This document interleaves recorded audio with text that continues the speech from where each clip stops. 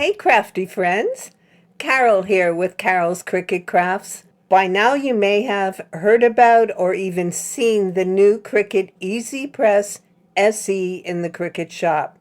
In this video I'll walk you through what the EasyPress SE offers and what you should know about it. Let's dive in.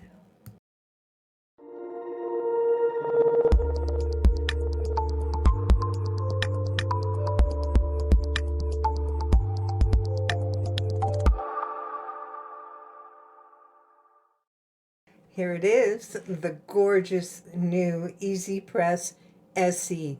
This is the 12 by 10 in slate blue. It's perfect for doing larger graphics like sweatshirts or blankets, anything like that, flags. If you want to do all-in-one press, the 12 by 10 is perfect. There's also a 9 by 9. It's a taupe color.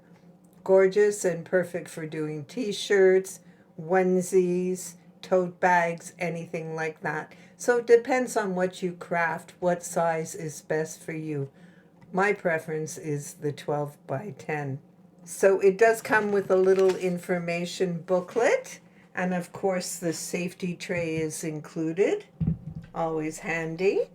It does offer you the same edge-to-edge even heating as the original EasyPress models. It heats to 400 degrees Fahrenheit or 205 Celsius. It's perfect for a wide range of materials, and for best use, Cricut recommends checking the interactive heat guide on their website. It will give you step-by-step settings. It works with a wide variety of materials, including cotton, polyester, polycotton blends, wood, canvas, and more. And it's compatible with HTV, Infusible Ink, DTF, and Sublimation. As far as a physical change, the EasyPress SE no longer has a USB port. It's not needed. All your settings are adjusted on the press. So keep watching. Coming up, I'm going to be using this new Cricut EasyPress SE to apply a sublimation design on a t-shirt so you can see how it performs in real time. Before I start pressing, I wanted to give you a better look at the color of this EasyPress SE. The 12 by 10 is slate blue. In the video, it looks a lot brighter. Unfortunately, the lighting in here always changes colors. So this is it. It's gorgeous. I hope you like it as much as I do. And let's get on to pressing a t-shirt. I'm just getting ready to press. I'm going to heat the EasyPress. And I've preheated mine to 385. I'm using 40 seconds for sublimation on a Cricut t-shirt. So while this is heating up, let's get ready. I'm using a Valentine image that I've printed on Cricut sublimation paper. I'm going to use this image. It will fit nicely on the t-shirt. Let's lower it down a little because this is a deep V-neck. And I'll place it approximately there. But first I'm going to warm the t-shirt a little. It's not hot enough to press yet, but it is hot enough to take out the center creases and preheat the t-shirt. I did already lint roll it off camera before I pressed record, unfortunately. Here's a white cardstock that I'm going to put between the layers of t-shirt. I've never had any bleed through, but I like to make sure it doesn't happen. So I'll put a white cardstock in there.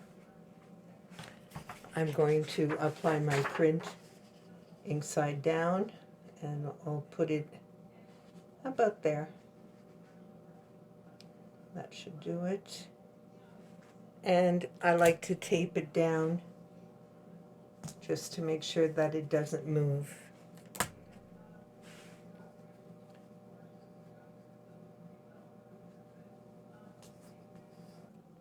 And of course we cover it in butcher paper. And we're almost ready. I'm at 345, 350, and I'm waiting for 385. 380, we're getting there. 385. Okay, let's go ahead and press. And we're going to press for 40 seconds. I'm just putting medium pressure on it. I find this EasyPress a little lighter than the EP2 and EP3. I find it lighter, so I am putting a little bit of pressure, but nothing radical. I'm not throwing my body weight into it or anything. This is Sublimation, easy to press. A few more seconds. And there we go. Remove my butcher paper and you can see some ink transfer on the butcher paper. That's why it's always important to cover your print when you press, because you don't want to get that ink on the bottom of your EasyPress. And let's peel this off. And gorgeous, gorgeous results. So as you can see, the quality of transfer with the new EasyPress SE is just as perfect as it was with the original EasyPress models. Absolutely terrific. I absolutely love it.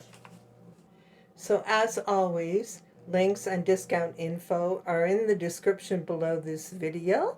I do earn a small commission if you use my links, but that's never at any extra cost to you. If you found this video helpful, please give it a thumbs up and subscribe to my YouTube channel if you don't already. Drop a comment below and let me know what you think of the new EasyPress SE. Thank you for watching.